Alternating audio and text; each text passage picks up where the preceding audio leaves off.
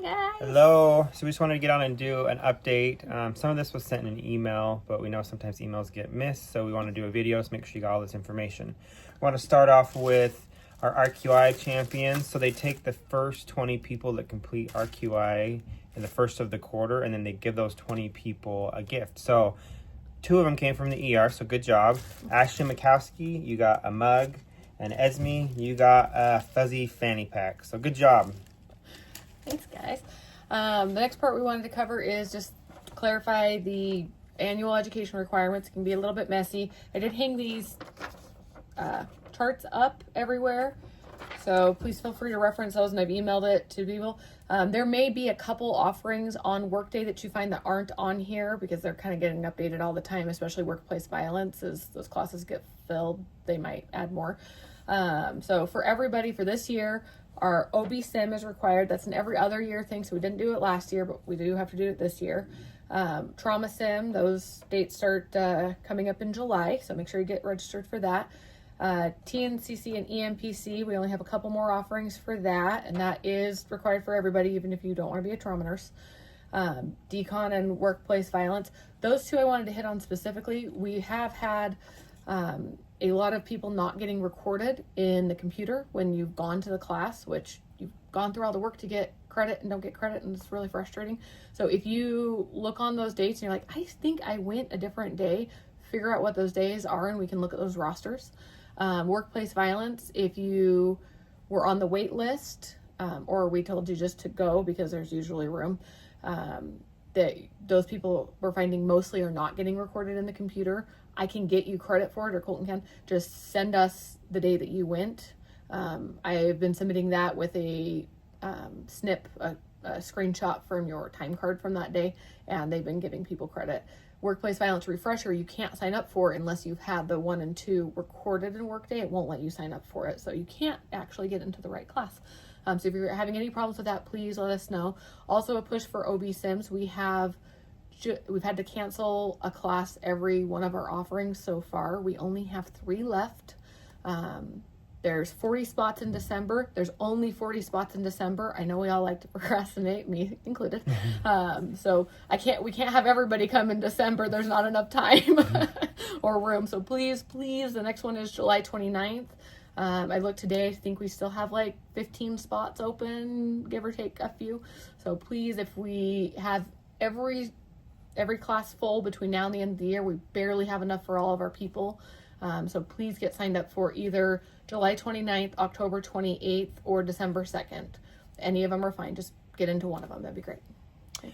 And then I just quickly wanted to go over the requirements for trauma training. It's kind of been confusing, and we're going to start having our midshifters fulfill the trauma role, so there'll be some people that are going to complete that. So for trauma, remember you need to have triage training. So, and that actually is recommended for every single ER nurse because you're going to triage your patients in the back, and there's a lot of people that circulate through triage. So start with that. We currently have a red packet that we hand out that has everything listed out and all the papers that you need. And we're going to transition to an electronic version of that soon. But in the meantime, you can get a packet. So triage, you have to get ultrasound guided IV trained. You have to do a skill pass off with another trauma nurse, and then a final one with either Kylie or myself. And then the access class. So we're going to offer another one in October for those that are wanting to get that done. You can get trauma trained and triage trained without the access class or the department specific class. We'll just sign you up for the next one. So you you get that certification pending that class, since they're rarely offered. And now I didn't list that, the core class for the ED. We do that a couple times a year. So yeah, that was one you can be certified and take that later when the next offering is.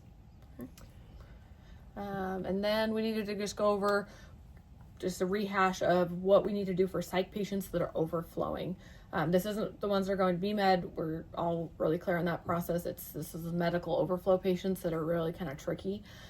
So if you have a patient that is a psych complaint that's overflowing to the floor, very few hospitals in the system actually do that. So we really want to be protective of that ability, because otherwise they stay in the ER until BMed gets a bed, and we don't love that option. So we want to make sure that we're being really good partners to the floor. And the way that we can make sure that we do that is when your patients are going up to the floor, make sure they don't know what room that they're going to. They can know when they're on their way out the door, but we don't want to tell them in advance so that they can tell their family. They're not allowed to have their phone or any visitors while they're on the floor, even if the crisis worker says it's okay, even if their psych doctor says it's okay, they can't have it. The reason is those patients should be in a lockdown unit. They're not in a lockdown unit, and they get visitors that go up there, and often it's the visitors that cause the code green. Kind of like here, we know that it's often the visitors that act up in our department and causes issues. It's there too, but they're less capable, willing, and equipped to deal with visitor issues. They don't have security, they don't have PD that are readily available to them. So we want to make sure we help keep them safe, and that we really help protect the privilege of being able to send those patients to the floor, because that will drastically change our work lives if we can't. So make sure their phone gets taken away before they go upstairs, even if they were cleared to have it by a provider. They don't go up with visitors, and visitors know that they can't go visit them.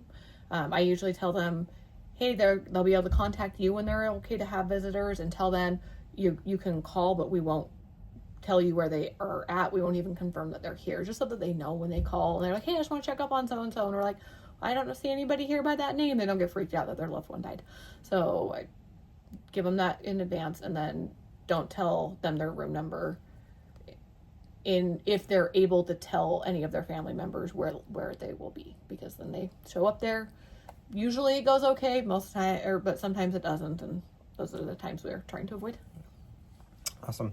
I want to go over double verifying pediatric medications and high-risk medications. So remember, that is for the patient's safety.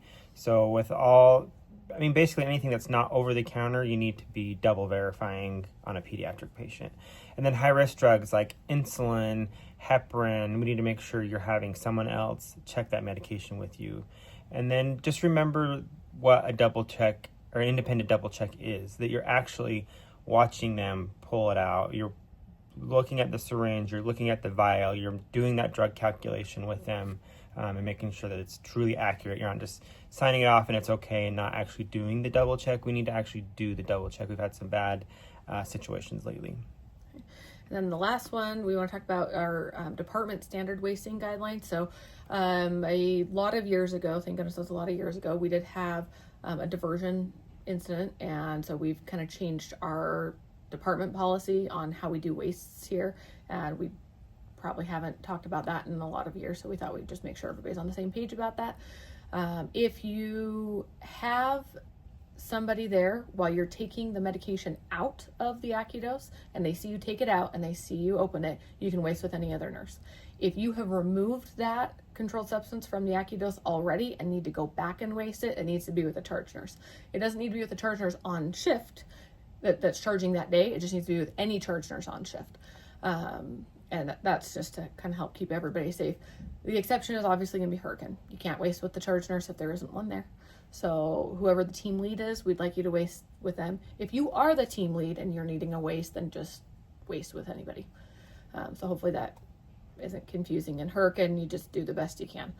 But here, if you've opened a vial and then you're wasting it, then that needs to be with the charge nurse. Awesome. I think that's all we got. Hey, thanks, Take care. guys.